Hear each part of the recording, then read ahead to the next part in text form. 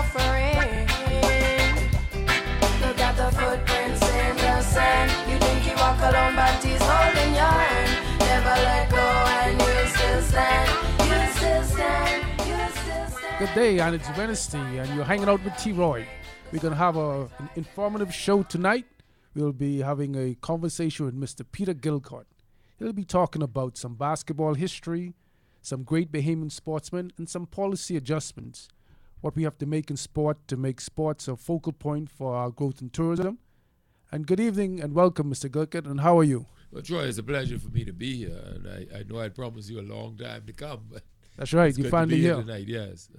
Yeah, first tell us a bit about yourself. People like to know about Peter Gilcud, the basketball player, the administrator, and I think one time a boxing executive. Well, boxing, powerlifting, and weightlifting, a lot of other stuff I got involved with. Firstly, I'm from Fresh Creek, Honduras, and I came out of the Calabash Bay Public School and had the opportunity to go to St. Augustine's from there. We never had the opportunity to play basketball in Honduras at the time, and so basketball was a new sight at St. Augustine's.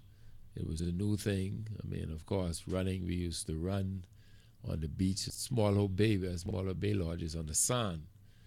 And for softball, we ended up really learning the game at when they did the Ortec base. We played softball at Ortec, and a lot of people would do that. But there were a lot of natural sports-minded persons because we had to walk 1.5 miles to get to school on gravel rock, barefoot.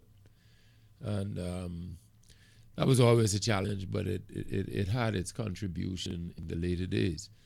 Of course, at St. Augustine's, that was a new thing for me as well. I was just laughing with somebody. I was talking with Jackie right a few minutes ago, and he was reminding me of the barefoot days at SAC.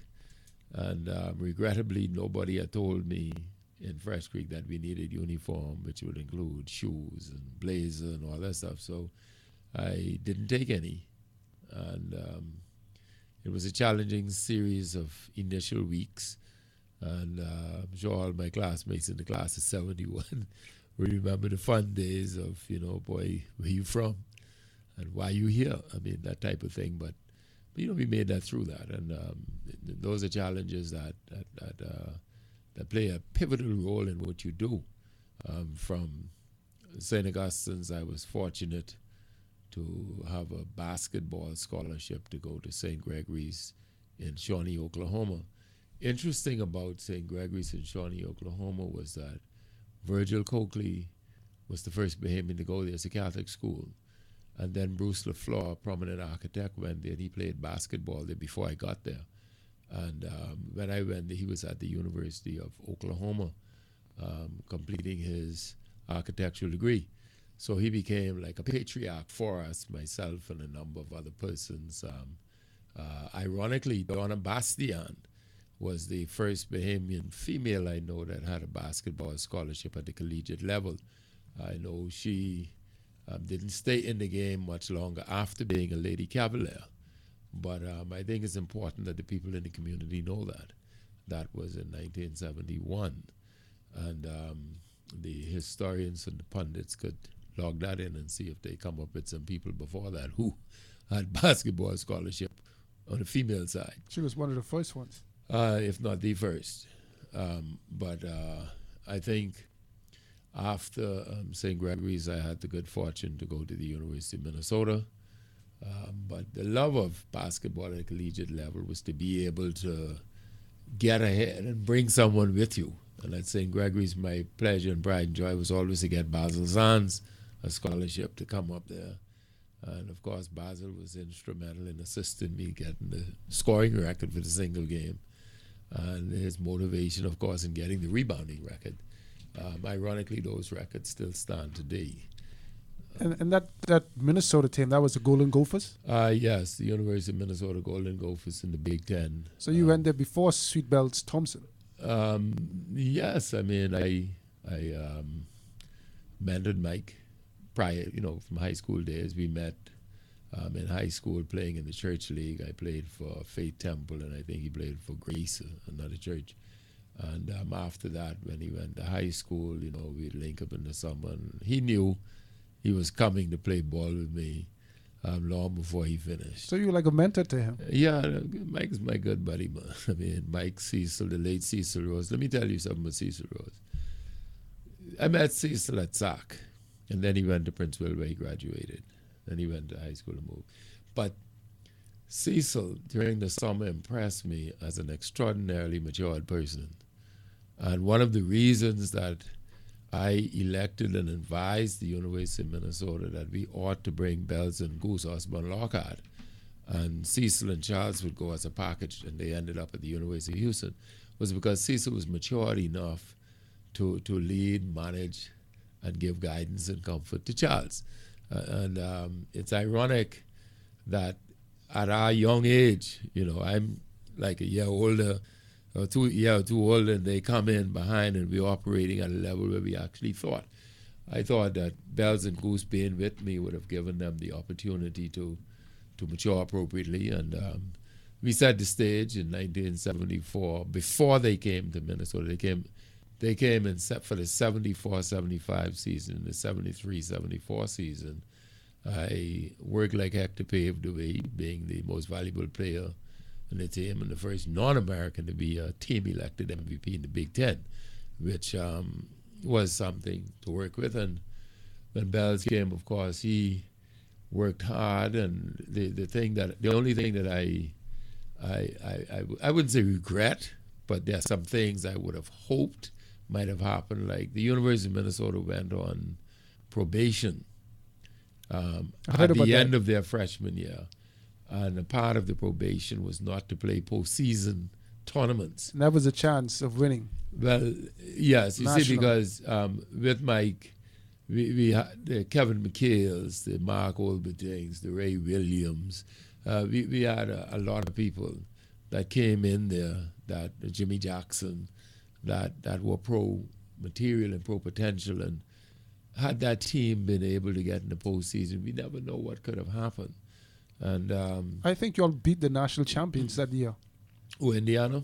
Yes, the national champions, you all beat them in a scrimmage or something. Well, no, what happened is that we weren't able to compete for, to say for the postseason tournament at that level because of the probation. However, during the regular season and in the Big Ten schedule, there was some literal wars going on with Michigan, Indiana, Purdue, Iowa, Ohio State, Northwestern, Wisconsin, to play against guys like Maurice Lucas and Earl Tatum, Larry McNeil, Ken Benson, Scott May, Kempy Russell, Lindsey Hess, and Terry Furlow, who had such a fantastic career with the Atlanta Hawks. And if you look at it, it's a whole lot of people that we would have interacted with. And of course, for Mike to go through and in 78 become the first player picked in the draft without playing postseason. You see, this is what is tremendous about this, that a lot of people don't put in the proper perspective. Mike achieved being the first player picked in the NBA draft without having played postseason. When you play in the NCAA tournament, everybody knows you. You're in that tournament, that March Madness that goes down. I mean, it's the height of basketball mania. And to have gone through the collegiate element without playing in postseason is a tremendous opportunity. Goose, as you know, I always say Goose, boy, he was my left hand, Mike was my right hand. Goose was drafted by the Philadelphia 76ers. And here's the irony of what people don't give credit for. Here it was, Mike Goose and myself in 1974 created a situation with three Bahamians playing NCAA Division I at the same time.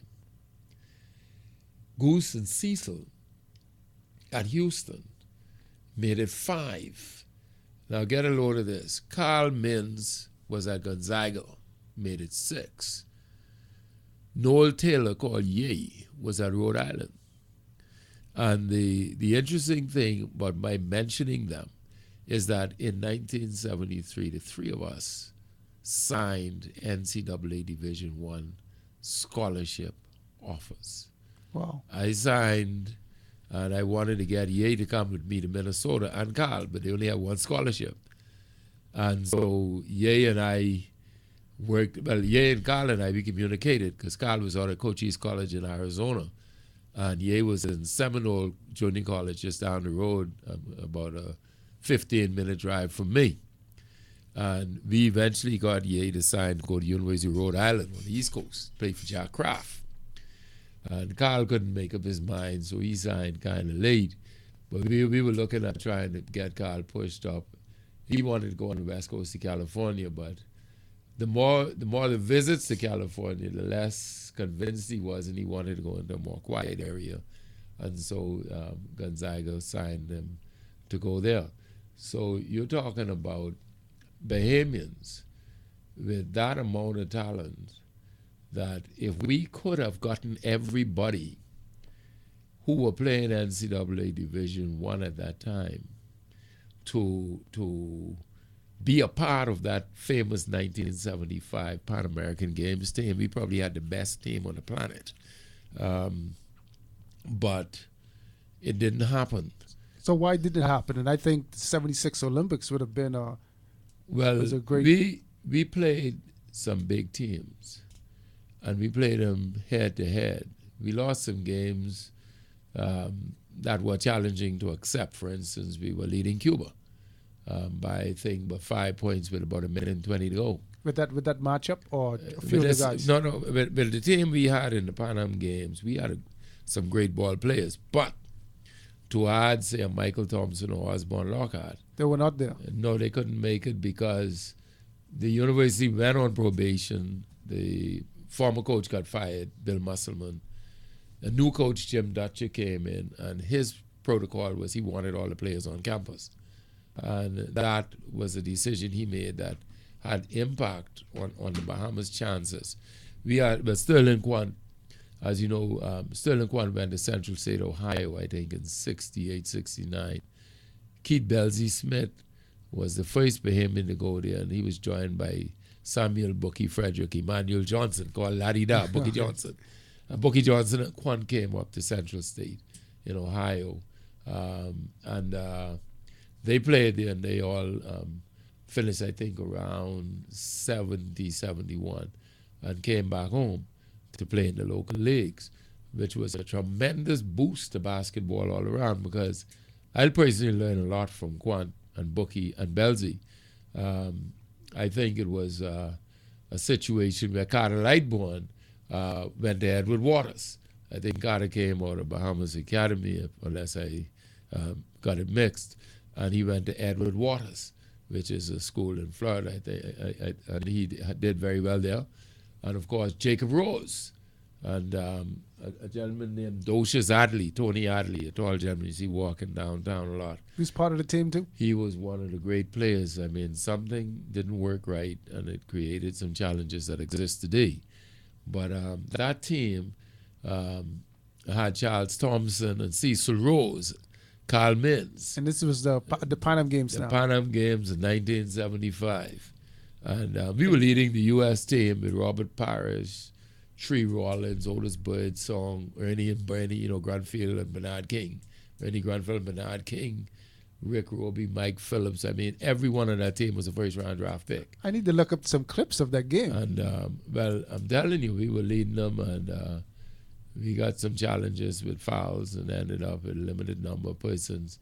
And size-wise, it was just amazing when you go on a court and you say, okay, well, I got Tree Rollins, and you look somebody, got to get Robert Parrish. Right. And you tell somebody, got to pick up a 7-foot Rick Roby or Mike Phillips. But, the Bahamian guys held their own against them. I mean, Marv Hashman, the coach, was cussing them left, right, and center. And Parrish would run over and tell Marv, somebody, what am I going to do with a big dude? Hashman say, he only 6'6", 6'7", he ain't big, you 7'2", go get him. And at this time, all of those American players like Robert Parrish, they were in college. Robert Parrish was at secondary. Well, they were coming out, getting ready for the draft. Okay. A couple of them were juniors. Bruce Parkinson was a senior. And this in 75. Yeah, Ernie Grunfeld, Bernard King, they were at the University of Tennessee. And, of course, Norman Cook was at Kansas. I mean, everybody knows 6'10" Norman Cook. One of the famous swingmen. Leon Douglas was at the University of Alabama. Like, they had some horses. Johnny Dawkins was at the University of Dayton. Johnny Dawkins. And when you look at it, boy, every time they go to the bench, you say, damn, I hope they stop, man, because they keep coming with more horses. Who was our coach at the time? I believe we had Papa and Bando. And believe it or not, Papa and Bando were not just the coaches. They were great athletes and they were great basketball players. And they were people's players. And, you know, you could talk to them and interact because of their fluidity, I think we were able to do some things that would make it work easier for us. And the coaching call through the Pan Am Games and the CAC games that preceded included Martin Lundy. So that call with Martin, Papa, Bando was a call that there were people related and you could talk to them and organize it, because in many cases for myself, I would say, look, don't run no offense for me. I ain't going to get in whatever's there. You know, you pick your spots and get in it. But we had guys that could flat out play. Of course, you know, Cecil Rose was ordered Birdsong backcourt mate at the University of Houston. So they were well known and they were respected. Of course, Cecil, you know, was drafted in his senior years with Charles. And, you know, the Bahamas was not a joke. You had 4 people drafted in the same year. That's a tremendous achievement. And Goose would have had a long NBA career had the Sixers not made a commitment with Maurice Cheek's agent to sign Mo Cheek before camp. So going to camp for Goose was like a waste of time, but he hooked up with Jim Tucker and went on with the Harlem Globetrotters. That's right. You see, and that with all of that happening, the local league started to flourish as well, because you had a case where after 75, I had the opportunity to become a member of the Board of Trustees of St. Gregory's, alma mater, and several other schools in the area wanted players. So we started sending off the Jimmy Clarks, the Papa Glenn, you know, Mo McDonald, Wolf McDonald, Bradley McDonald at Immigration. We started sending a lot of people off on scholarships. Jeff Davis, Reggie Forbes, Deckery Johnson. Wow. And, you know, people like Spike Ramming and Jeff Big Time Brown of the Cougars. And every year we had players from the Cougars going away. We tried to set it up like a machine. The Cougars and a number from the Colonels, you know, of course, Trevor Bergzorg, Ian Bergzorg, Smoothie Lightburn. I wasn't aware of the connection. No, we were rivals on the court. And when the game was over, you'd be surprised to see who riding with who. I would surmise that despite those huge, I would say the tremendous games and wars and battles with the Cougars and the Colonels, it was always a question of whose house the party going to be at. Wow. The rivalry on the court was intense, but when it was over, I mean, everybody would go to somebody's house, either Shag, DeVoe, or Hilly Men's, or you go on the beach. And all your fans and everybody beat it. They'll either be celebrating. Some will be celebrating, some will be commiserating. Let me ask you a question. How far does organized basketball go in the country? 50s? Well, no, in 1942, the game came in, and a brother in the Benedictine order really, his name slipped me, I'll get it in a minute, really started it there back in the Priory. And in the Priory days, there were basketball. And then it continued, and it kind of had a lull. And in the late 50s and early 60s, Jim Wood was the initial head of that, because Vince Ferguson was the driving force, and Jim was the head of it locally, because Vince would continue to go back to play baseball. He played baseball in the Atlanta Braves organization. And I think around the time he was at the Richmond Braves. And Jim Wood would be the president here. And eventually when Vince came home, he became the president, the driving force, and Vince was a tremendous organizer, and he was a brutal disciplinarian. He wasn't just a strong one, he was a brutal disciplinarian. I saw Vince do something one night that I said, this man gotta know karate or something. Somebody did something in the stands.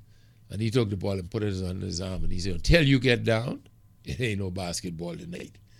And it got tense to the point where that person got up, hissed his teeth, cussed under his breath, but he walked out the gym and the game continued. And that's the kind of respect that Vince Ferguson has. Vince also was my high school coach at St. Augustine's. St. Augustine's. The irony is that Vince used to coach at Aquinas. And when we went to play Aquinas that year, something happened, and he and I started talking, and he said, well, you know, you might have some potential, and I'm thinking about coming to SAC to teach English. And we'll probably have the opportunity to work with basketball. And he's a person who couldn't get over the one challenge he had with me. And that was, away from the game, I would go on the court late at night, barefoot and all, and dribble a basketball and be able to handle the basketball and to be able to shoot it from in and out. And his policy was, if you're over 6 foot, you should be inside, which to some extent was a challenge for me to overcome, because in the games you just couldn't get the rock from outside. You had to really do something and take the shot and make it. And he'll be hissing on this, Brett, I told you to go inside. You're lucky you made that shot. That's the kind of guy Vince was, but he was pretty cool. And he served as the president of the federation and the local body until I think 1983 or thereabouts, 84. And during that time, we had the formation of the New Providence Basketball Association, separated from the federation, of which I had the pleasure and opportunity to have been the founder of the league, having moved the resolution. Bradley Bain seconded it, and Quan became the founding president. I became the founding commissioner. Both of us haven't been elected unopposed. And I served a couple of terms, but I've been a vice president of the Federation from 75 and the Olympic Association rep.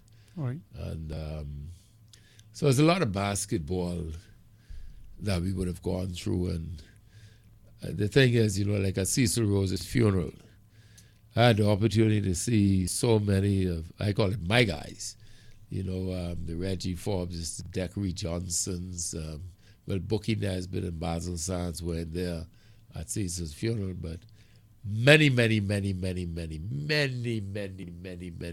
guys came and showed up, and that was such a pleasure to see all the guys come together to give a send-off for a man who not only represented the country but loved the country and did a lot for the country outside of basketball. He used his notoriety in Houston and in the Texas area to promote linkages between that part of the United States and the Bahamas. And through his influence, you know, Lindy went in there and played some ball, and many of the Rose brothers, you know, the late Dr. Matthew Rose, all of them were into sports. I mean, I mentioned Jacob Rose, you know, he's, that's my Kappa brother, you know, he and Matty were my noobs. But the reality is Cecil made lots of contribution. It's very regrettable that people have to die to receive the accolades. There are many persons, like in the 60s, you had the Mercer Silvers, the Rit Hanna, the Bruce LaFleurs before he went away to college. You look at these guys, and they could do it all on a basketball court. There was a time they went to Miami in the 60s. Fred Papa Smith was, I think, 13 years old, could dribble the ball with both hands. He's the founder of the Cougars when he was 13. And brought the team into the league because he didn't want to play with St. Bernard's. He wanted to beat St. Bernard's. And he started the Cougars in the Prairie. And, you know, all the guys in the Prairie Rats. You had the the Allen Ingrams. Allen Ingram was the first Bahamian to go to a pro camp in the NFL. And he signed a free agent contract and was the last player cut with the Washington Redskins under George Allen as a tight end. So basketball played its role, but sports in general is where the country has failed to diversify its investment in the human capital. Right now, basketball does not have a home. Basketball is like a vagrant around here. You got to hustle a school gym. You got to hustle the Kendall Isaacs gym. You at the mercy of so many people and so many things you may want to do. You can't do it. Now, to some extent, you may say that's the government fault, because, the government does have this capacity to have land or do certain things in certain areas. We have the softball field with numerous fields for them to play. You'll have outdoor courts. But basketball has grown past that. Basketball is a point now where it can become an integral part of sports tourism. In fact, it is that. It has. And because of the lack of facility, you have the non-Bahamian elements that can look at it like how Curtin to capitalize on Battle for Atlantis. That's right.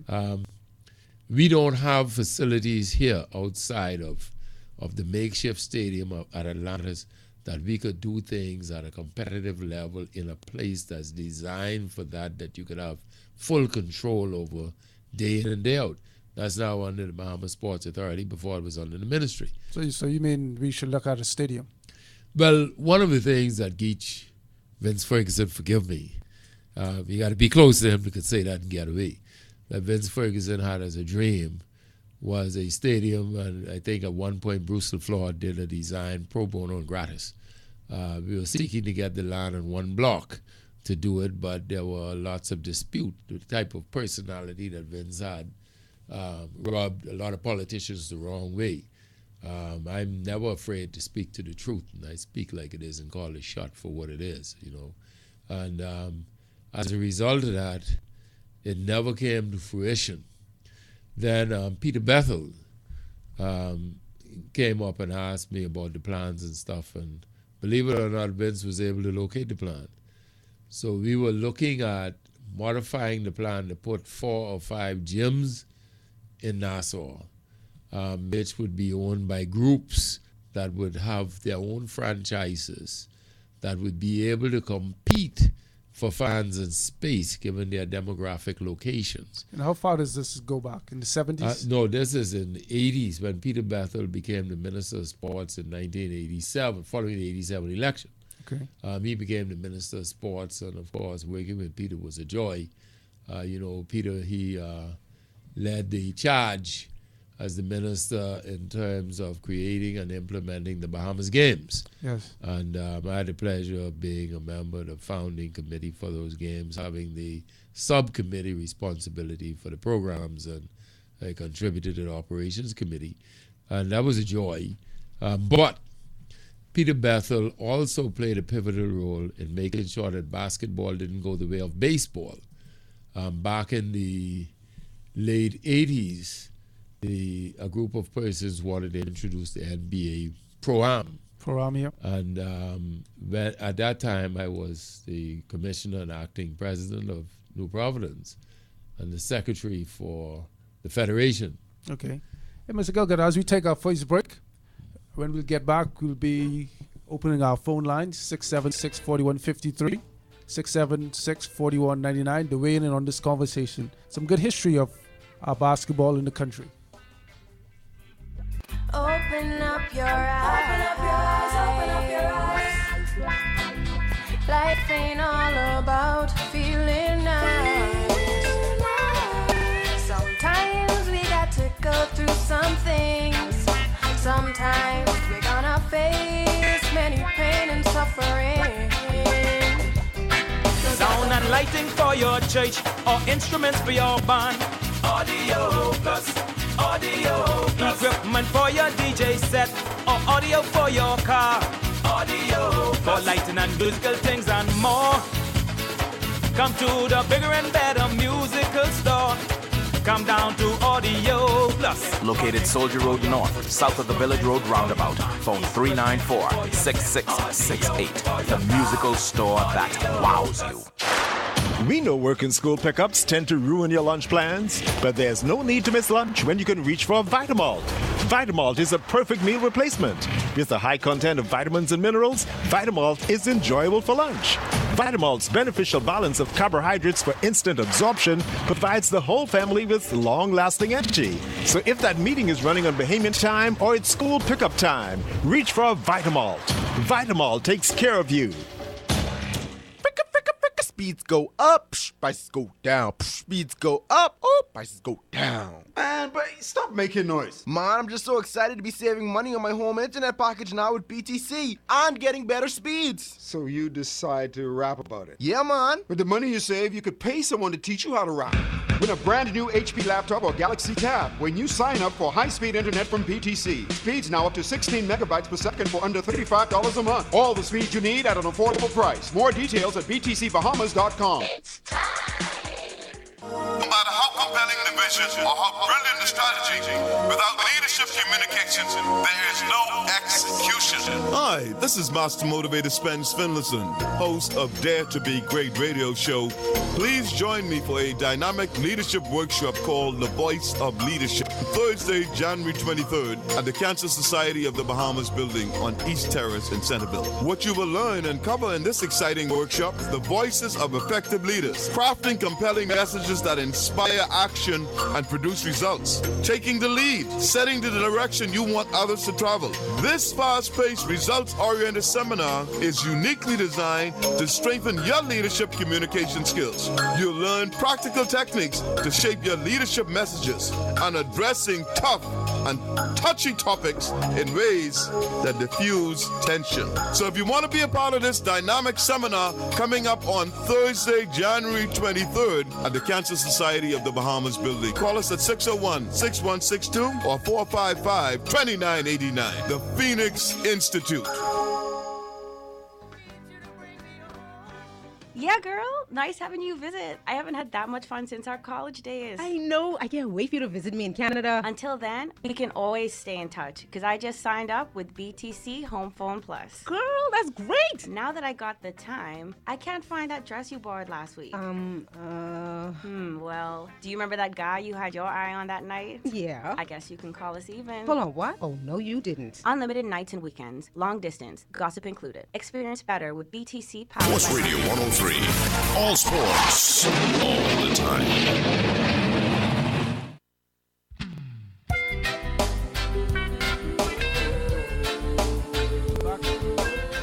Welcome back, folks. 676-4153, 676-4199, and you can get us on the internet, www.bahamasportsradio.com, and to weigh in on this history of basketball and sports in the country.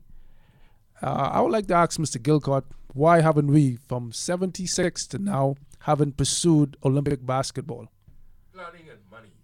As you know, I'm a very direct and straightforward person. I don't beat around the bush.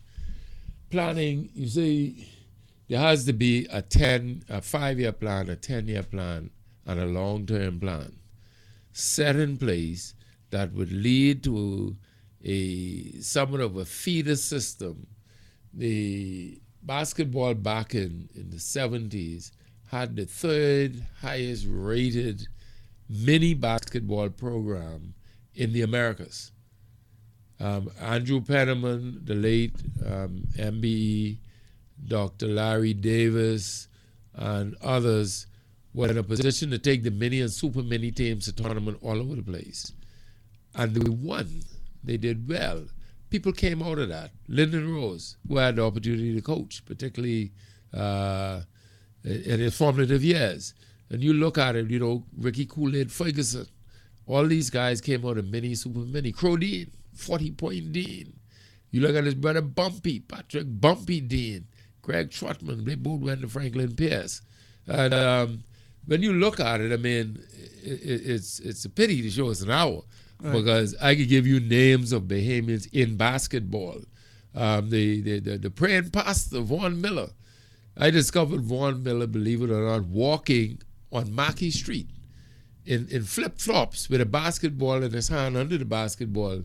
And it was so odd that I stopped the car and I said, young man, what in the world are you doing? I'm going to play some hoops. You gonna be good. I got to run flee home.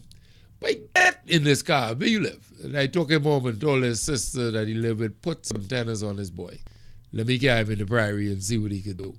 And I took him on in the Prairie, and the rest is history. He came up as a big guy, ended up getting a scholarship, going to college, and played a lot of basketball. Things happen different ways for different reasons. And these are the people that you learn to love for the rest of your life. You know, I mean, some people don't understand. I may be walking down the road and I run into Deckery Johnson. And I say, Dilf, and, you know, two grown men from 10 feet on racing to one another because that's how it is with Slangs Musgrove. But I would say we had a lot of missed chances with the talent we have in basketball. For instance, like, who would you have to come together? The Minister of Sports, the Olympic Association? Let me say this. Like right now, going forward. Every entity you just called the ministry and the federation have a serious responsibility, except the ministry's responsibility is more national in scope in that it has to cover all of the sports in the country, including basketball. Okay. The Basketball Federation must have at least a 1-week convention with plenary sessions dedicated to development. And this doesn't happen right now? On a regular basis, if it does, I'm not familiar with it. I will not jump up and respond it don't happen. I know that for many years it did not happen. Basketball is more than just oversight and running tournaments. Basketball is undersight as well, looking at the development in each island. I think the challenges that the executives face is that we're an archipelago. We have lots of islands, lots of space, and to get from place to place, although technology has made the phone, the fax, the telex, all this other stuff easy to at least stay in contact. But the bottom line of this is a money thing. Sports funding in this country has to be taken more seriously. To fund sports in this country, you cannot rely on the government's budget. Okay. The government's budget is directly tied to a cabinet function. You cannot spend monies you don't have.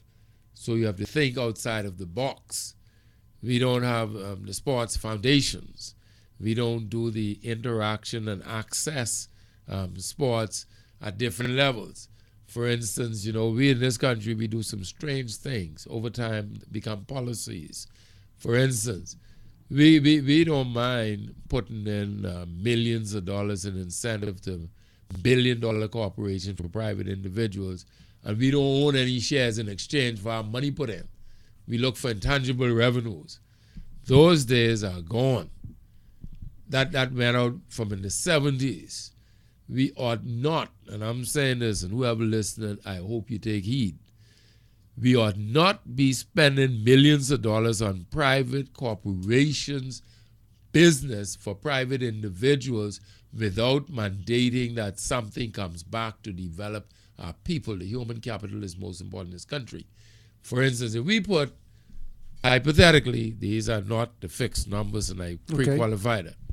If we put $500 million worth of incentive and cash into a company like Bahama, we should have some shares, and when that profit comes, that go to the Sports and Culture Development Foundation. The money that's spent got to be paid. If we can't pay it, we can get tax to pay it. If we have argument now about tax. Why we pay tax? Because we have to raise money for the government to meet its bills. There shouldn't be a big objection to paying tax. But people have an objection when you get the tax and only pay the bills. Right. What happens next? So this funding could help sports. And for the Olympic that is one area. That is one area. The private sector, on seeing that the government is leading the charge, or to be able to come into matching funds. We need a tax system where the good you do with your money earns you discount and rebate on your taxes, as it is in other countries like the United States. We need to be able to generate funds, and people need to understand that sports is a marketing business, and that if you're going to sponsor teams, the teams and clubs ought to be responsible to represent your product. You can't, for instance, hypothetically again, be a Heineken drinker and Beck sponsor you. I mean, you need to represent.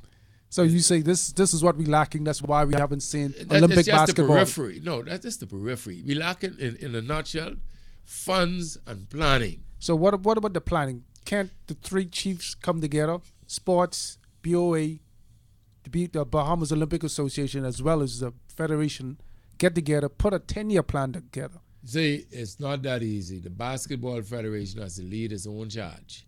They have to be accountable. They have to get all the member islands accountable.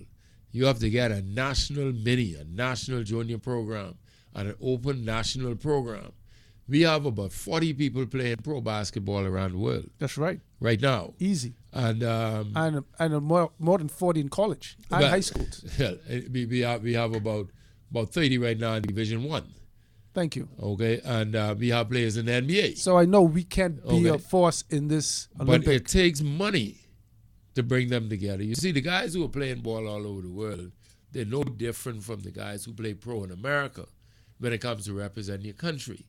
You can't ask a guy to come and give up his livelihood and give up his earnings. He's got a family, he's got things, responsibility. Give it up and come to do this. So we have to make basketball viable financially.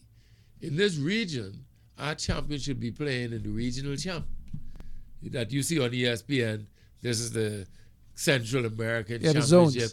And you make monies from going in and winning. We need to get into these types of tournaments, and we need to promote these types of tournaments here made for TV and sell it. But nobody's talking about this Olympic bid. The last one was Rick Fox. I think it was Rick. I think it was 2000. Rick is a fine young man. I had the opportunity in the 80s when Michael Thompson sponsored the Nike Blazers in the league to have Halle Moultrie and Paul Clare actually guide through working with Rick in the back of C.I. Gibson Auditorium on the outdoor court. A lot of people don't know some of the things that would have happened when people get together for a cause. We did that free for the love of the game and because he was a good guy going to play. And of course, he went to high school in North Carolina, had a tremendous NBA career. That's right. My pet peeves are really Dexter Cambridge and Loxley Qualley, along with Ian Lockhart. Ian Lockhart, each of them had a different path. Ian played for my team. Actually, when I say my team, there was a team sponsored by Coca-Cola who declined to sponsor the team. The team had challenges and they played 4 games without a sponsor and they didn't pay the fees and they were about to get thrown out of the league. The same time you had the conflict with the other association trying to become the official federation in the country. In the Bahamas. So we had a pre-professional league in the Bahamas? No, they were trying to destable, as I call it. And so I said, hey, why not let's make this work? I will take the team as a commissioner. The commissioner will sponsor the team. Instead of being the Coke Tigers, it'd be the Randy Mack Tigers. Of course, fine coach Randy Cunningham had all the fellas from Yellow Well and other ways together. It would be a crying shame to just leave them alone. So I said, okay, as of today, this would be the Randy Mack Tigers. I had Macaroni Sports Shop. We grabbed all the uniforms, got them all together, paid the fees. And on that team was Ian Lockhart. He was a student at NCA. And we said, gentlemen, we're cutting the league right here. We're going in the winner, stay, loser, go home. NCAA style knockout tournament in Division 1 and Division 2.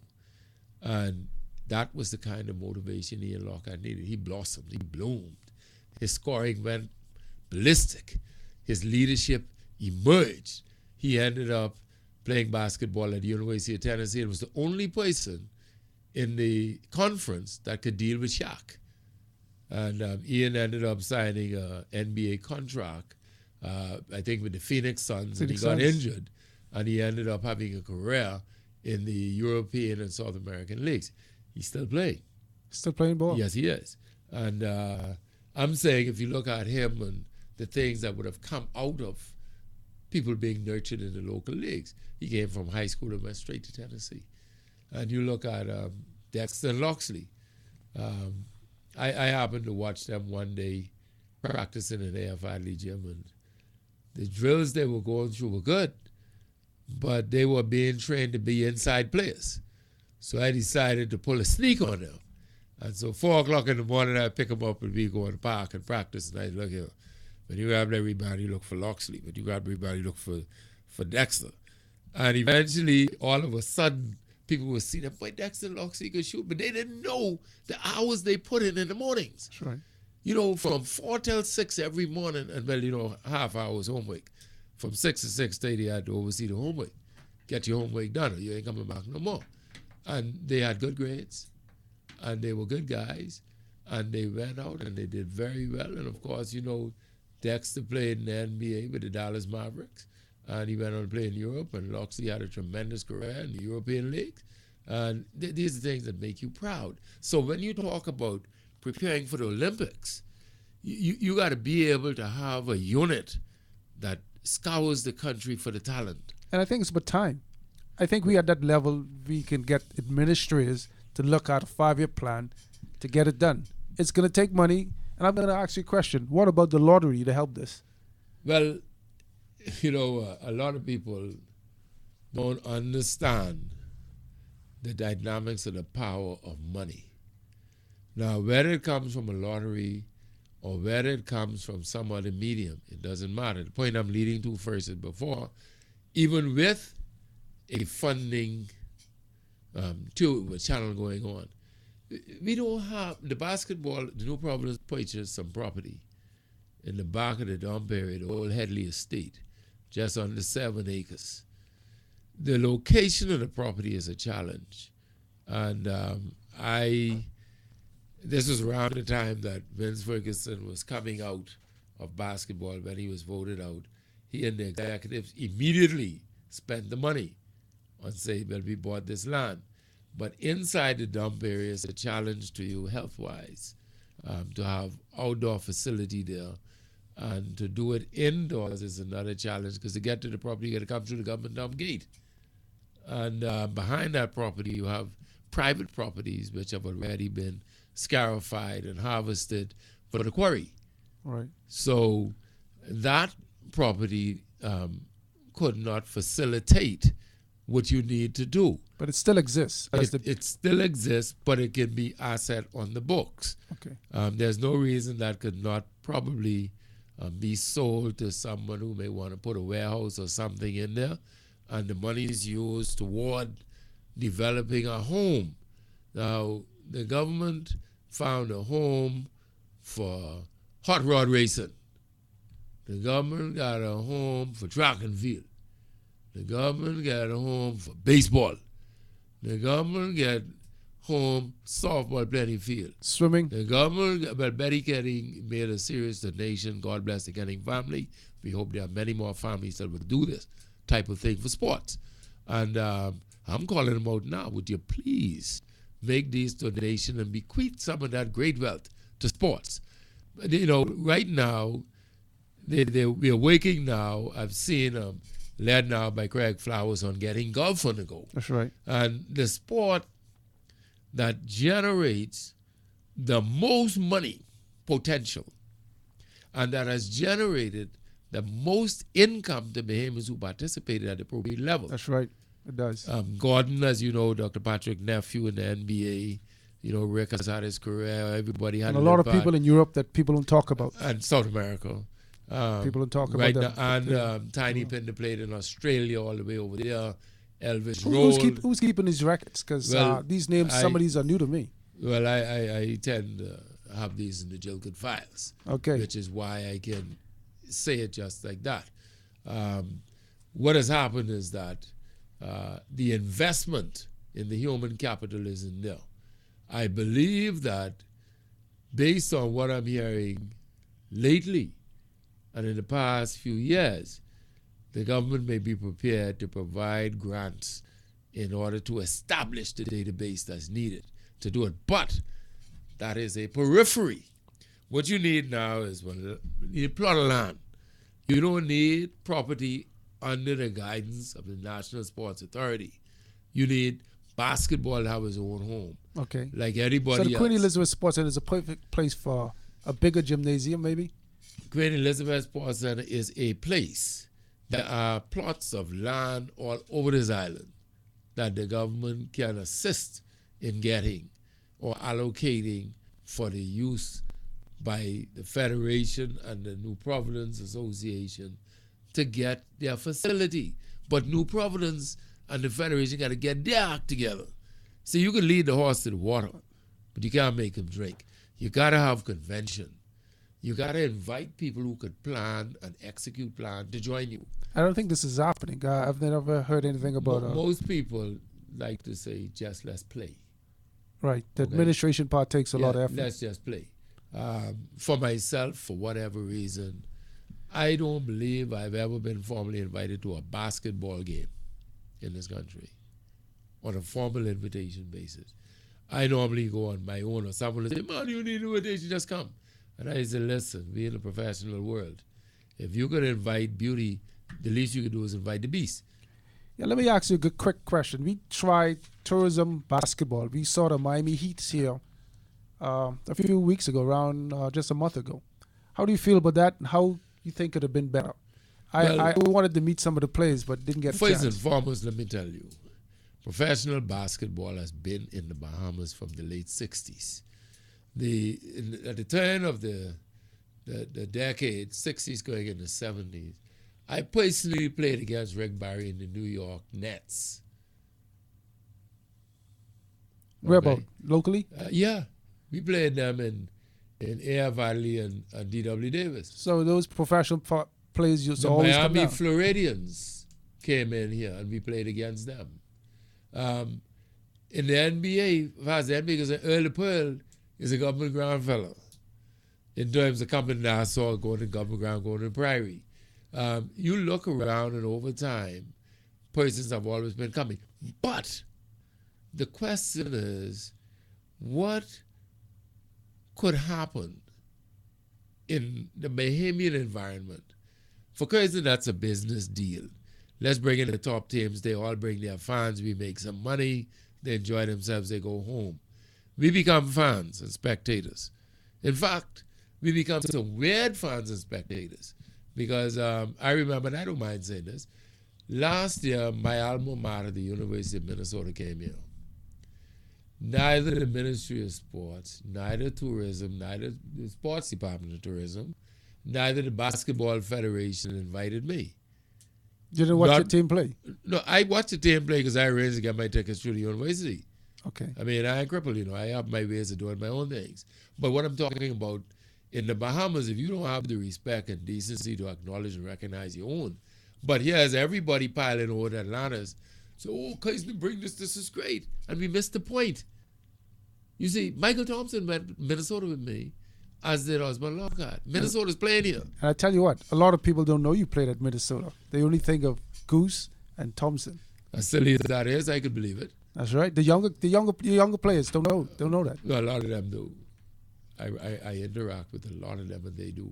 Yeah. A lot of people Google search you, You wouldn't believe. I didn't know you played for Minnesota until I took a gentleman who played on the 71 team, and he said, I told him about Michael Thompson and Goose. He said, no, we had this guy called Gilcud who played. Sweet Pete. And then he said, and he brought his family down, and he said he was a team captain. I forgot his name. In 71 on the Minnesota Gophers. I said, I know Peter Gilcud. And he said, yeah, he played on that team. And then he told me about the year you all were suspended and you should have won the championship, the NCAA. Mm-hmm. And I never knew that. Well, until then. The regrets are, what we do in the Bahamas, we like to tag people when they're hot. If someone doing something, everybody go after them like they're the only person ever known.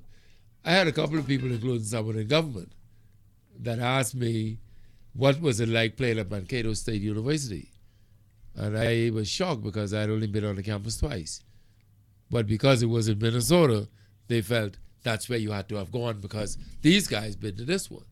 Not knowing that the reality was the patriarch of Bahamians in the Big Ten in basketball was myself. And, a lot of people Google you and they say, oh, you were the MVP in 74. And when you look at it, that's what it is.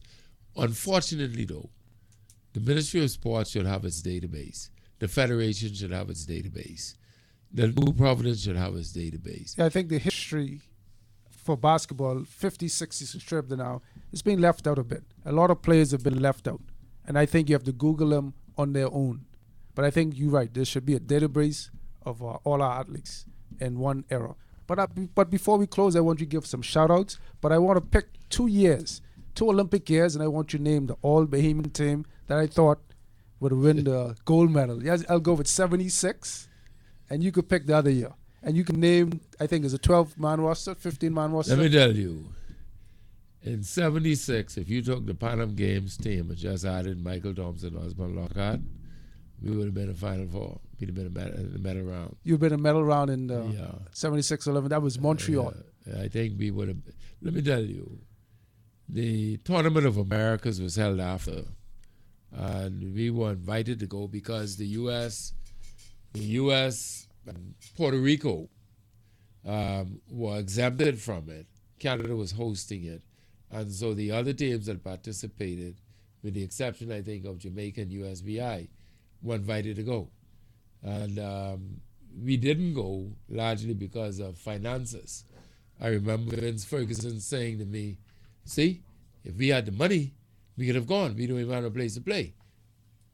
You see? And Whitney Roll, Gino Nin, and a couple of other guys were officers with the Basketball Federation. Bradley Roberts was the secretary. Bradley Roberts? Yeah. Okay. Bradley Know B. that. Roberts. He was a long-term secretary for the Basketball Association. And they were trying to knock their heads together to see what could happen. At that time, the main person who was interested in assisting with sponsorship was William Brewer Company. Okay. Under Jim Malone. He was prepared to say, I'll sponsor whoever come from the Cougars. And but that team, that year with the addition of Mike and Goose, would have been the team that would have, I believe, set the stage for us to get to the Olympic level and do well. So pick an all-Bahamian team. Yes, say you've been around basketball, 92, 96 Olympics. Why? Just name about. Between you and I, that team would have to comprise about 40 people. I'll tell you why. Because over time in different areas, people excelled. Now, most of what people did when they excelled, someone would have done before. Like I always tease people, I said, you know, if I entered the Big Ten, I scored a point, grabbed a rebound, blocked a shot, got a shot block, stole a pass, that would become a first. You only have one first. Right. So somebody coming behind you would have done that. When you look at a core of people that came immediately behind us, Elvis Roll, who's in Cat Island now as a resort owner. His brother Charlie Roll used to be in the BEC Union. When you look at Tiny Pinder, Kettle Tiny Pinder is from Small Hope Bay, Andros, that's my boy, who ended up coming out and he played with the Globetrotters. And after the Globetrotters, he went and played in Europe and, of course, in Australia, where he now resides. When you look at the core coming out of that, and you start looking at all the way up, I'm going to fast forward to the Dexter Cambridges, the Ian Lockharts. We could look at any number of combinations of teams we could have put on the floor. You had Cedric Miller and Dawson Griffin. Him. I'm talking about big boys. So it's fair to say we left a lot of Olympic basketball medals. What we left is what our potential could have been on the table. That's right. We did not take it off the table and make it happen on the ground. And leadership has a major role with that, as does financing. Okay, I remember that. So as we close, I want to thank my guest, Mr. Peter Gilcud, and we have to do this show again. He has a lot of information about the history of basketball and the way forward. And I'd like you to just give a shout out to one or two people out there listening. Well, you know, I like to give a shout out to my family, who I know are listening, a lot of my friends, and I would always want to say to persons like Sterling Quant, Bruce LaFleur, David Hanna, and those guys that paved the way, the Belzy Smith, the Samuel Bookie. Excuse me for saying this. Samuel Bookie, Frederick Emmanuel Johnson. What a name. And Fred Papa Smith, as you know, who formed the Cougars, Martin Lundy, To all you guys, man, a lot of love to you, man. I'm so happy to see you whenever I get the opportunity. Don't mind me running at you, shaking your hand a lot. Just love you, man. Yeah, I want to thank my guests again, and I want to say a shout out to everybody out there. I want everybody to go to my Facebook page, Hanging Out with T-Roy, and put our all Bahamian team together. We got to start making a database of all our players all over the world, and maybe we can get it going. Olympic basketball, 2016 and beyond. So thank you for listening. See you again next week. Open up your eyes. Open up your eyes.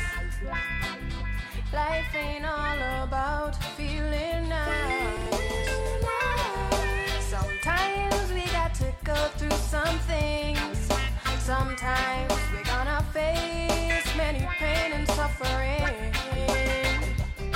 Look at the footprints in the sand. You think you walk alone, but he's holding your hand. Never let go and you still stand. You still stand, you still stand. Look at the signs and wonder he brings. The sun always rises in the early morning. Times might be rough, but I shall sing.